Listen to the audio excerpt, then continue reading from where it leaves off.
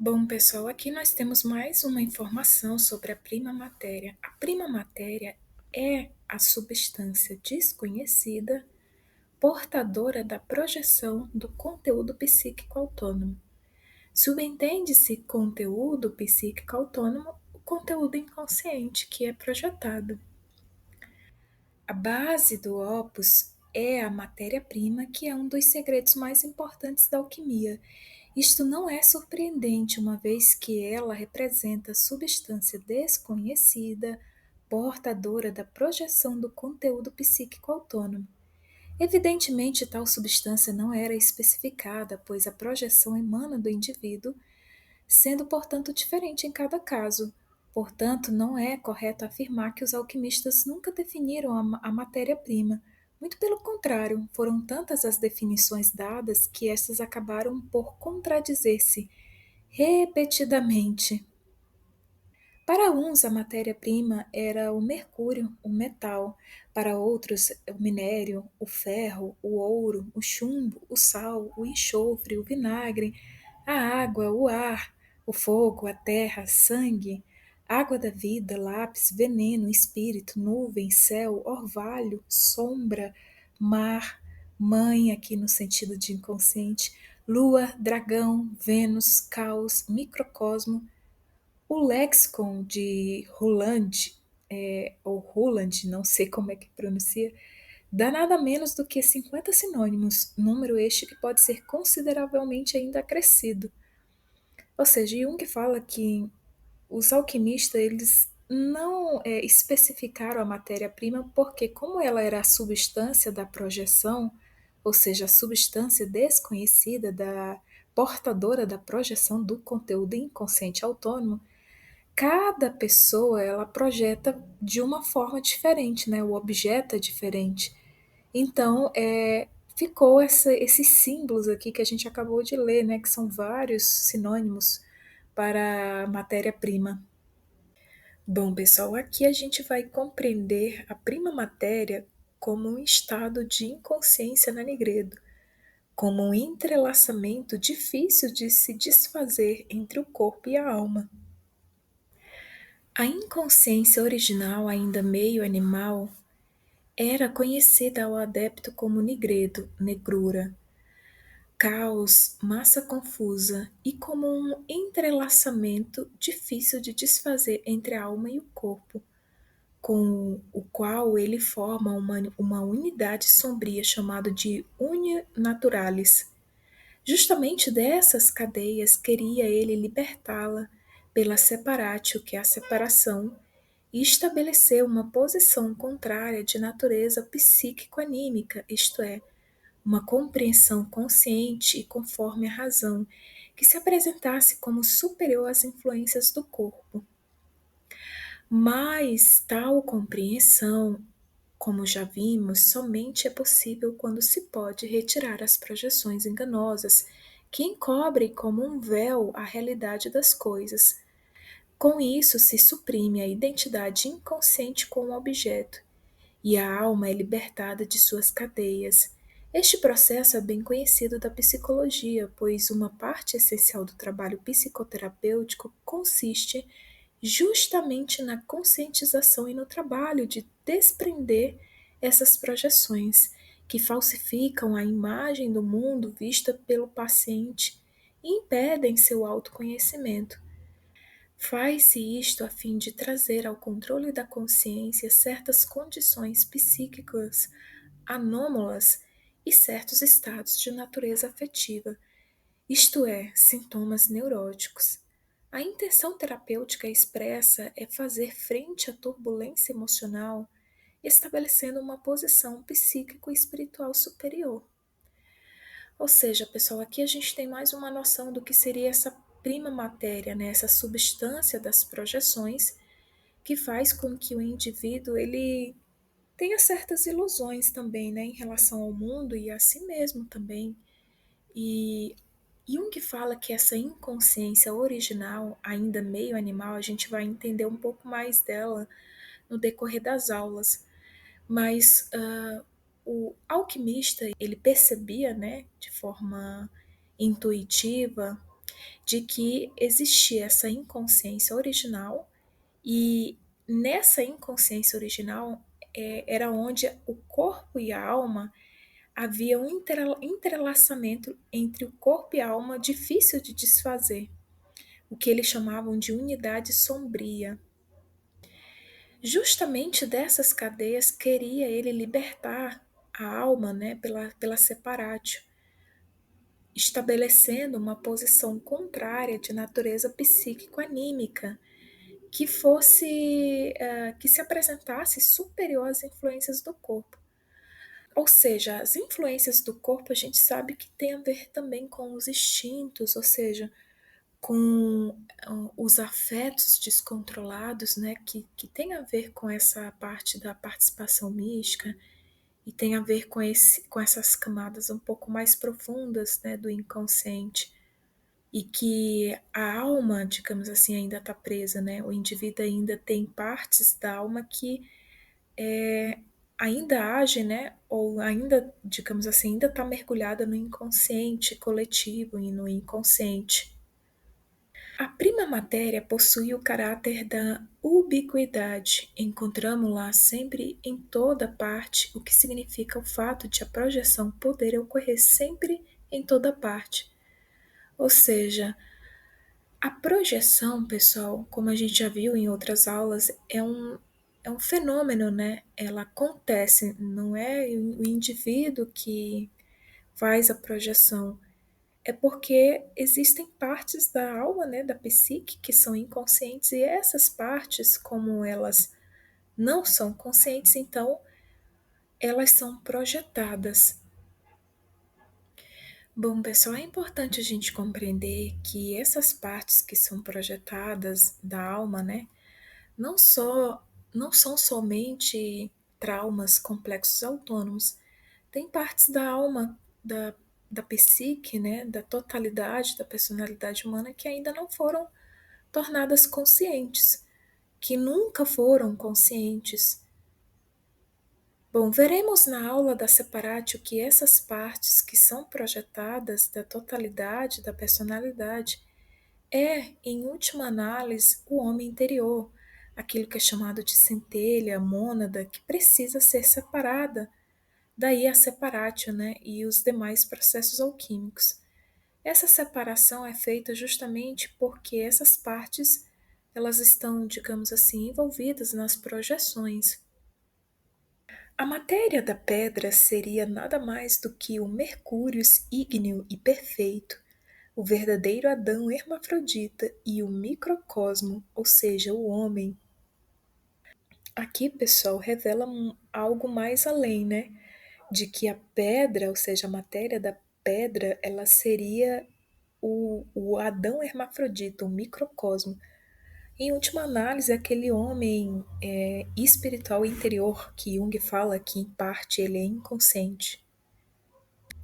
O caos é a matéria confusa. Esta matéria-prima é necessária à arte.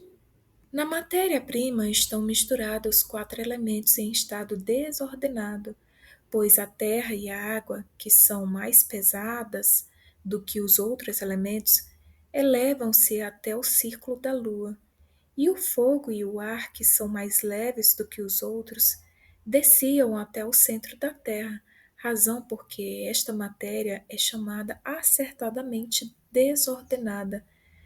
Desta matéria desordenada, apenas uma parte permanece no mundo, e ela é conhecida por todos e é vendida publicamente. Bom, pessoal, aqui nós temos uma imagem do rei doente, que significa a prima matéria. O rei, pessoal, vai depender do contexto, ele vai ter um significado diferente. Por exemplo, quase sempre o rei ele representa a consciência, que passa pelo processo de renovação. Mas também o rei ele pode representar uma dominante da consciência. E aí a pergunta é: o que é dominante da consciência? Aí um que responde que trata-se daqueles princípios dominantes ou ideias diretrizes que governam a nossa atitude diante da vida e do mundo. Seria, portanto, também uma cosmovisão, né? Uma visão de mundo, ou seja, a pessoa tem uma visão de mundo. Ou então também pode também caracterizar crenças, e Jung fala que essa cosmovisão não deixa de ser uma crença, né? Que a experiência demonstra serem fenômenos psíquicos inelutáveis, fenômenos psíquicos que são difíceis, né, de transformarem, de mudarem. Mas também, dependendo do contexto, como eu falei, o rei, ele pode simbolizar aquele homem espiritual interior que é conhecido por um nome antropos, que é do gnosticismo. Esse antropos, pessoal, é a mesma coisa do nous, do hermetismo, ou seja, o nous, a mente divina no ser humano. Aqui os sete planetas, ou seja, que também é chamado na alquimia de sete metais ou sete espíritos dos metais, e que no gnosticismo é chamado de arcontes, Jung fala em poucos trechos que são partes do caráter da pessoa, ou seja, são partes da personalidade do indivíduo que também passam por transformações pela renovação.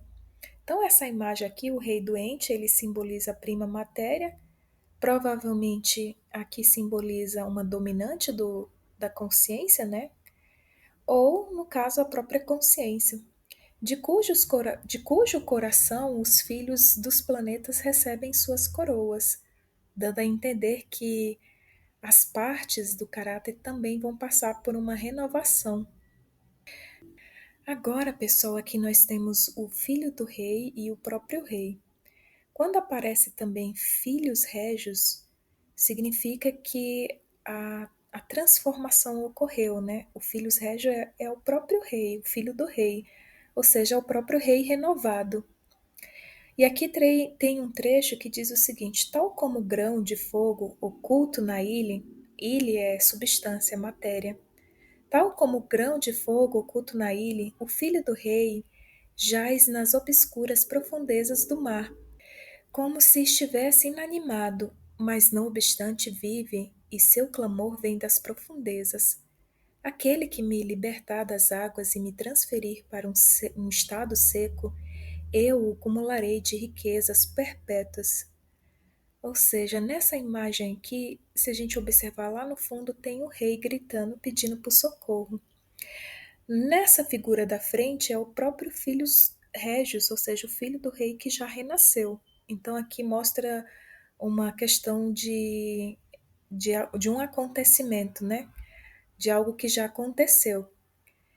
E aí, Jung explica também que o rei ele pode simbolizar, como eu disse, uma dominante da consciência, mas aí ele pode simbolizar uma dominante que ainda não se tornou consciente. Por exemplo, uma nova visão de mundo para o indivíduo, ou então, nesse caso, um, uma nova diretriz, um novo ideal, por assim dizer, uma nova cosmovisão, ou seja, algo ainda que não se tornou consciente para o indivíduo. Então, nesse caso, se o rei ele simboliza uma nova dominante que ainda não se tornou consciente, ele diz o seguinte: na medida em que tal conteúdo pertence ao todo da personalidade e só aparentemente se desliga do contexto mediante a projeção, produz sempre uma atração entre a consciência e o conteúdo projetado. Ou seja, essa parte da personalidade que pode virar uma nova visão de mundo para esse indivíduo, por exemplo, né? Digamos que essa parte da personalidade é ela que projeta, ou seja, essa parte inconsciente. E aí Jung está falando sobre isso, essa atração entre essa parte da personalidade que se desligou, digamos, mediante a projeção, se desligou da consciência, né, mediante a projeção, produz sempre uma atração entre a consciência e o conteúdo projetado. Em geral, a atração se manifesta sob a forma do fascínio. A alegoria alquímica exprime este fato pela imagem do rei gritando por socorro das profundezas do estado dissociado e inconsciente em que se encontra. Porque uma vez que essa parte da personalidade, digamos que ela seja projetada, Simboliza que o rei está pedindo socorro, ou seja, é como se a parte da personalidade quisesse vir para a consciência, né? Tá pedindo ajuda. E aí ela é projetada justamente para que o indivíduo possa ver. Já que ele não vê dentro, né? Pelo menos vê fora. Mas aí vem a questão da projeção, que aí ele vai ficar iludido, enfim, tem toda uma questão. Mas vejamos o que ele fala. A consciência deveria atender a esse apelo. Seria mister prestar o serviço ao rei, operar e rege, pois além de sabedoria, isto seria a salvação. No entanto, isto implica a necessidade da descida ao obscuro mundo do inconsciente, o ritual de uma descida ao antro, a aventura de uma viagem marítima noturna, cuja meta e destino é o restabelecimento da vida, a ressurreição e a superação da morte. Bom, no entanto, a descida ao inconsciente, ou seja, ao submundo, representa um perigo. A consciência coloca-se numa situação perigosa pela descida ao inconsciente. Aparentemente é como se ela se extinguisse. A situação é a do herói dos primórdios devorado pelo dragão. Em se tratando de um decréscimo ou extinção da consciência, tal como é feito no rebaixamento do nível mental, que equivale ao aquela tão famosa frase que Jung fala, né, do perigo da perda da alma dos primitivos, né? Tão temido pelos primitivos o medo dos espíritos, o medo dos espíritos significa psicologicamente a subjugação da consciência pelos conteúdos autônomos, o que equivale à perturbação mental. Ou seja, essa descida ao inconsciente, ou seja, a constatação das partes da alma, essas partes elas estão dissociadas do eu, portanto elas são autônomas, ou seja, elas têm uma força, um poder que pode subjugar a consciência, ou seja, subjugar ainda no estado sombrio e não no estado purificado, porque o estado purificado seria já albedo, como a gente vai ver depois. Esse estado, pessoal, em que a pessoa se encontra é o estado de inconsciência primordial que é representado pelo símbolo do dragão. Por isso que a gente vai ter uma aula que eu coloquei o título como a fase prévia de Mercúrios, porque a gente vai adentrar mais a fundo sobre esse perigo, né? Sobre esse símbolo do dragão, porque o dragão ele representa justamente esse estado em que a alma instintiva ela é despertada, né? Em que o indivíduo, para fazer a constatação, ele primeiro ele vai ver exatamente essas partes da alma no seu estado como elas estão, ou seja, praticamente obscuro, né, e autônomas como elas são, possuindo forças até um pouco avassaladoras de afetos primitivos que podem controlar o eu, podem subjugar o eu. Bom, aqui eu voltei para a gente poder ver, né? Aqui a próxima aula seria exatamente esse estado que a gente vai um pouco se aprofundar um pouco mais, que é a fase prévia de Mercúrio, que eu coloquei inclusive o dragão. Bom, as águas como prima matéria. A água permanente é um símbolo do inconsciente. Destaca-se repetidamente na literatura alquímica que a água permanente procurada seria revelada pelo sonho, ou seja, que já tem uma chave, né? Que o conteúdo inconsciente, a água permanente no sentido de que ela já é uma água que vai ajudar o indivíduo, é uma água eterna, simbolizando um conhecimento, uma sabedoria que vem do inconsciente, seria revelada pelo sonho. De qualquer maneira, a prima matéria, assim como a pedra ou o segredo de sua produção, é revelada por Deus ao alquimista. Laurentius Ventura diz: não nos é dado conhecer o processo a não ser por uma dádiva de Deus, ou através da instrução de um mestre de grande experiência. E tudo isso depende da vontade divina. Ou seja, a gente até leu essa parte em outra, mas aqui só reforçando agora em outro ângulo. Bom, aqui a gente tem a água permanente, primeiramente como água primordial, na qual estão contidos os quatro elementos, o que em psicologia corresponde à água primordial e caótica é o inconsciente.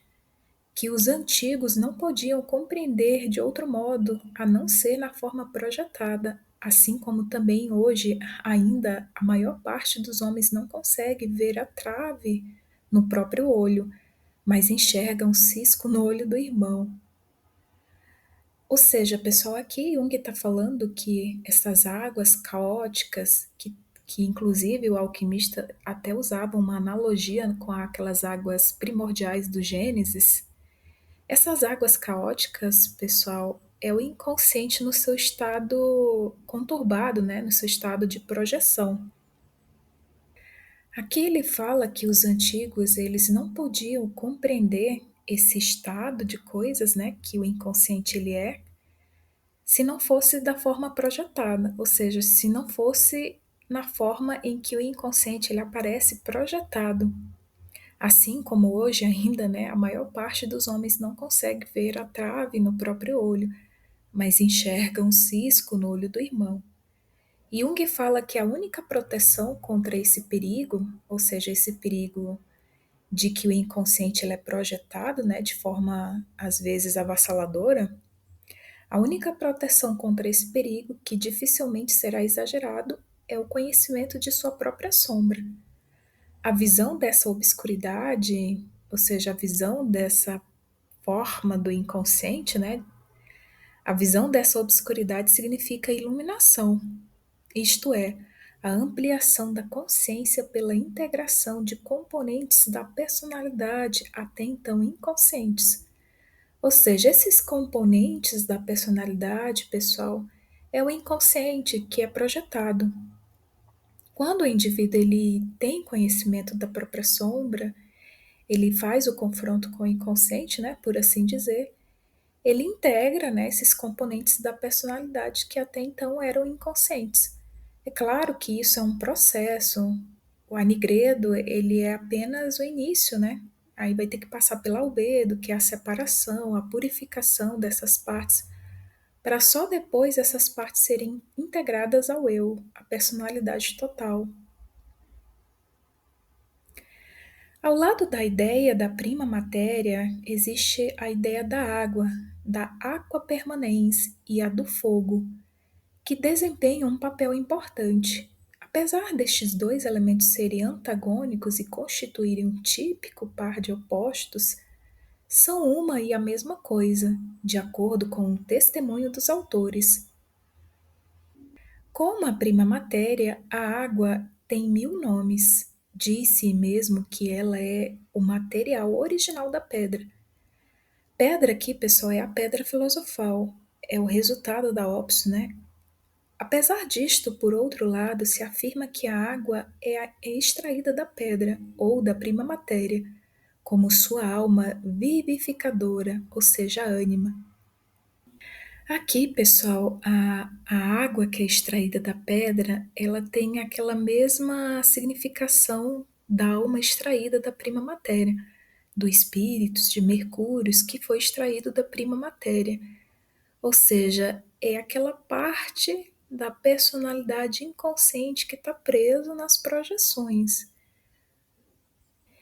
Então, quando se fala em aquapermanência, significa que o inconsciente aqui ele se apresenta, digamos, em sua forma iluminadora. Seria o conteúdo inconsciente já passando pela transformação e se tornando aquilo que é mais algo de mais iluminado, por assim dizer. Bom, outra questão aqui que se fala, né, que esse par de opostos, a água e o fogo, são uma e a mesma coisa para o alquimista. E isso parece confuso, né, para a gente, mas o que isso significa? Significa, pessoal, que a água, como ela é uma representação do inconsciente, ou seja, algo obscuro, algo frio, a princípio, né? E isso é comprovado na Nigredo. Só que dentro dessa água, por assim dizer, né? Ou seja, dentro do inconsciente existe um fogo oculto. O fogo aqui ele seria um aspecto espiritual do inconsciente, que a princípio, né, não se apresenta dessa forma, mas sim da forma mais obscura possível. Quando a gente for estudar os elementos, vocês vão entender o que é esse fogo oculto, né, que é representado pelo enxofre, pelo sulfo, E aí a gente vai compreender por que que, para os alquimistas, a água e o fogo são uma e a mesma coisa. Bom, aqui eu tentei colocar em forma de desenho o que seria esse fogo oculto no inconsciente. E aqui eu trouxe um trecho que diz o seguinte: o filósofo, ou seja, o alquimista, empreende a viagem ao Hades como redentor. O fogo oculto é a antítese interior da umidade fria do mar. Na Vísio, que eu acredito que é um texto alquímico, na Vísio há um calor inconfundível de incubação, equivalente ao estado da autoincubação na meditátil. Encontramos na yoga da Índia a concepção análoga do tapas da autoincubação. O exercício do tapas tem a mesma finalidade que a da Vísio, que é a transformação e ressurreição. Ou seja, pessoal, essa questão do indivíduo ele se voltar para dentro, né, para começar a observar, a perceber, a se aperceber dos conteúdos inconscientes que estão ali, digamos, já no estado aflorado, né, na nigredo, esse estado de voltar-se para dentro é chamado de autoincubação. Quando o indivíduo ele faz esse processo de uma introversão, que muitas das vezes ele nem quer fazer isso, né? Ele é levado a fazer isso por alguma coisa que acontece do destino, né? Seja uma atitude, uma coisa que ele tem que tomar uma decisão, enfim, qualquer coisa pode levar o indivíduo a uma introversão. Quando isso acontece, é como se ele aquecesse o inconsciente.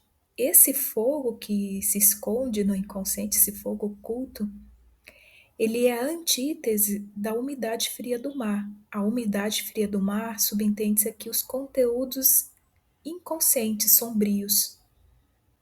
É como se dissesse que o conteúdo inconsciente, a princípio sombrio, obscuro, tenebroso, que causa até medo, né? É como se ele escondesse um tesouro, um fogo oculto, um fogo que é iluminador, um fogo que purifica, que tira tudo que é supérfluo, tudo que é contaminação, né, dos desejos enganosos, desejos do inconsciente coletivo. Esse fogo é como se ele fosse algo purificador. Ele é algo que, digamos assim, é como se o indivíduo tivesse que suportar todo esse processo da Nigredo para ele chegar naquela essência última divina, né, que ele tem. Bom, esse fogo, pessoal, ele era visto como a autoincubação. É como se o indivíduo, né, ao voltar-se para dentro, ao voltar para o interior, para as profundezas da própria alma, é como se ele aquecesse esse lado obscuro, né, e dele saísse aquela pérola de grande preço. Bom, autoincubação, automortificação, que isso é visto na Igreja, né? E introversão são conceitos muito próximos. O aprofundamento em si mesmo, ou seja, a introversão, é uma penetração no inconsciente e, ao mesmo tempo, uma sese. Para a filosofia dos Brahmanes, desta atitude se origina o mundo. Para os místicos dela provém a renovação e o renascimento espiritual do indivíduo, que nasce no mundo novo espiritual. A filosofia hindu admite também que da introversão se origina a criação em geral. Ou seja, essa autoincubação, essa automortificação, essa introversão é que vai fazer com que o indivíduo ele renasça, né, num novo patamar de consciência. A princípio, essa autoincubação ela é muito dolorosa, né, mas ela tem um propósito que a alma, né, deseja atingir. Bom, e aqui a gente tem uma imagem, né, da baleia, do herói dentro do ventre da baleia. A baleia, ela representa o monstro marinho, né? Assim como qualquer outro monstro marinho. Ela representa o inconsciente, ou seja, essa autoincubação, ela é feita no inconsciente. Pessoal, na aula que vem, eu não sei se é na aula que vem ou é na outra, na fase prévia de Mercúrios, e a gente vai descobrir que a prima matéria também é identificada como Mercúrios. O Mercúrio, ele é um símbolo, né, desse estado de caos. Só que o Mercúrio, pessoal, quando a gente for estudar ele, a gente vai ver que ele representa muito mais. E não só a prima matéria, ele representa muito mais coisas. Aqui diz o seguinte: Mercúrio encontra-se no início e no fim da obra. É a prima matéria, o caput corvem, a nigredo. Como o dragão devora-se a si mesmo e como o dragão morre para ressuscitar sob a forma do lápis.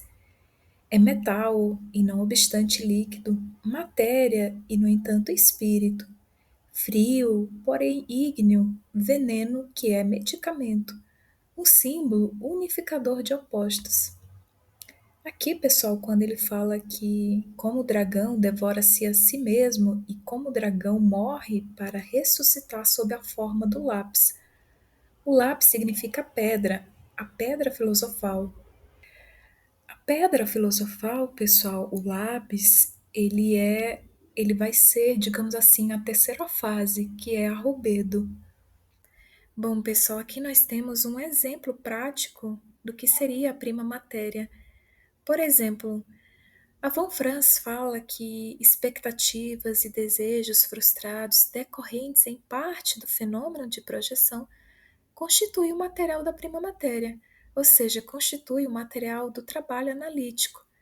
Outro exemplo também seria as reações emocionais envolvidas no processo de retirada das projeções, que podem ser equiparadas também à prima matéria ou equiparadas à imagem alquímica, né, da salamandra como prima matéria assando no fogo.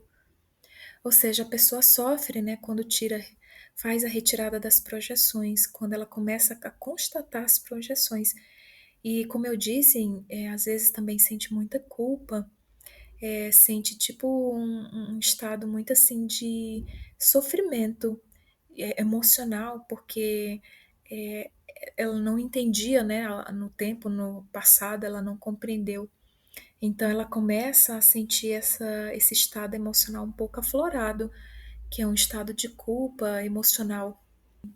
Inclusive, em outra parte do livro dela, ela fala que, por exemplo, a matéria-prima, ela é, por exemplo, os desejos de poder, desejo de ambição, desejos sexuais, às vezes também um infantilismo, né, do indivíduo que ainda não amadureceu. Ela diz que tudo isso é prima matéria, ou seja, às vezes também um problema amoroso que a pessoa ela projeta, né, uma parte da sua personalidade no ser amado, às vezes também uma questão de ira, de raiva, onde o aspecto Marte, né, da pessoa é projetado no outro, né? Tudo isso é prima matéria. Aqui a gente tem uma imagem do livro Psicologia e Alquimia da salamandra. A salamandra aqui, ela é uma representação do espírito mercurial, da prima matéria. Claro que essa prima matéria, ela tá toda contaminada, né, por desejos infantis, desejos que a alma sente, mas que no fundo são projeções, né? A alma, ela busca, na verdade, a essência divina, o retorno à essência divina. Mas como ela é inconsciente, essa alma, ela fica projetando no mundo exterior, né? Procurando no mundo exterior aquilo que só pode ser encontrado no mundo interior. É o estado elevado, né, do Mercúrio, isso que a gente vai estudar depois. Então aqui a gente tem um espírito mercurial da prima matéria sob a forma da salamandra, deleitando-se no fogo. Bom, pessoal, a gente sabe que os livros do Jung, né, os mais antigos, eles são mais teóricos, por assim dizer. E os mais recentes, ou seja, antes ali da morte dele, né, são, digamos, os que têm mais luminosidade, ao meu ver. Então, eu trouxe um trecho do livro Aion, que foi um desses livros dele mais recentes, né, antes do seu falecimento. E aí ele diz o seguinte: os adeptos falam muitas coisas a respeito da prima matéria, mas dizem muito pouco. E tão pouco que, em geral, é impossível ter uma ideia clara do que ela vem a ser. Ou seja, aqui parece mais uma certa opinião do Jung, né?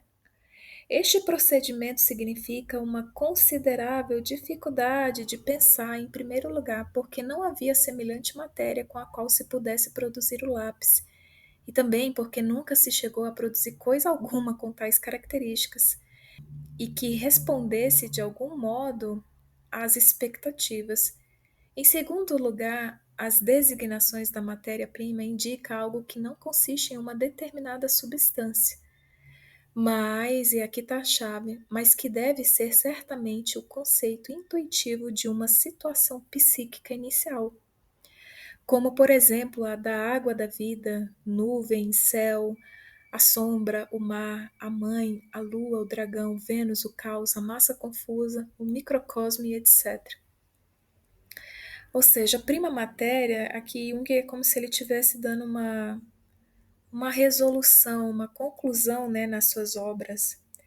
Ele fala que a prima matéria não seria algo material em si, mas é um símbolo de algo que tem a ver mais com algum conceito intuitivo, que representa, na verdade, uma situação psíquica inicial. E aqui a gente já pode juntar essa chave com o que a gente vem vendo sobre essa questão da prima matéria, ou seja, de que a prima matéria ela representa um estado psíquico inicial. Bom, aqui tem um trecho agora de um outro livro, A Abreação, Análise dos Sonhos e Transferência. Ele fala que a massa confusa, ela não se encontra, né, somente nas pessoas doentes, psicoses e neuróticas, mas também se encontra naquele esqueleto do armário de inúmeras pessoas que não sofrem de uma patologia propriamente dita, mas, ou seja, mas tem coisas que não são resolvidas, que não foram vistas, que escondem coisas, né, que, enfim, que têm conteúdos inconscientes, complexos, sombra. Em todo caso, não resta a menor dúvida quanto à existência de uma massa confusa de conteúdos arcaicos e indiferenciados, os quais não manifestam unicamente nas psicoses e neurose, mas constitui também o esqueleto do armário de inúmeras pessoas que não sofrem de uma patologia propriamente dita. Já estamos de tal forma habituados a que todo mundo tem as suas dificuldades e problemas que os aceitamos como uma coisa banal, sem nos preocuparmos em saber no fundo o que significam essas dificuldades. Por que nunca estamos satisfeitos? Por que não agimos com bom senso? Por que não fazemos só o bem e temos de deixar sempre um conto para o mal? Ou seja, as pessoas elas já estão tão acostumadas, habituadas com os problemas e as dificuldades, que elas nem procuram saber o que significa esses problemas, essas dificuldades. E aí, e aí fica por isso mesmo, né? Ou seja, não se descobre nada e a pessoa entra e sai dessa vida como entrou nela, enfim. Esse trecho, pessoal, ele explica aquilo que os alquimistas falavam, né? Que a pedra, ela era a coisa mais desprezível de todas as coisas, que ela muitas vezes era encontrada na rua, jogada. Porque se a gente for analisar a pedra filosofal, o lápis, ela é, na verdade, o resultado de o indivíduo se aprofundar nesses problemas, nessas dificuldades que ele não procura se aprofundar. E mais, ele até tenta esconder, né? Porque ele não quer ver. Então, assim, se o indivíduo ele mergulhasse profundamente nas coisas que estão mal resolvidas dentro dele, ele encontraria a pedra. Mas como ele não faz isso, né? Por isso que os alquimistas falavam que a matéria-prima ela é encontrada em todo lugar. Mas como o indivíduo ele não acha que esses conteúdos merecem atenção. E por ele ter esse tipo de atitude, é que esses conteúdos ficam cada vez mais nas profundezas do inconsciente. E aí eles ficam agindo, né, de forma indireta, assumem formas monstruosas, enfim. Em todo caso, não acreditamos mais que o segredo resida na matéria química. Situámo-lo, sim, num certo pano de fundo obscuro da psique, cuja constituição verdadeira também desconhecemos. Ou seja, a psique em si é desconhecida, né? A parte inconsciente. Nós temos algumas ideias do inconsciente através da manifestação indireta dele, né? Que é através dos sintomas, dos sonhos, dos símbolos, das emoções avassaladoras, dos afetos primitivos. Bom, aqui, pessoal, nós temos uma imagem do livro Psicologia e Alquimia. A matéria-prima, como dragão, é fecundada pelo Espírito Santo, isto é, pela ave de Hermes. Aí nós temos aqui a ave descendo, né, do céu, aqui simbolizando o Mercúrio nos seus dois aspectos, né? O aspecto obscuro, que é o dragão, e o aspecto espiritual, que é a pomba, que é o Espírito Santo, né? Símbolo também análogo ao Espírito Santo. Bom, aqui nós temos uma imagem com os símbolos alquímicos da fase ainda dessa Nigredo. São símbolos da prima matéria. O dragão, a gente vê, o corvo e o escorpião também, pessoal. Ele é um símbolo da Nigredo, da prima matéria, né? Aqui nós temos então os livros que fizeram parte dessa aula sobre a prima matéria. Agora a gente se vê na próxima aula. Até breve. Tchau, tchau.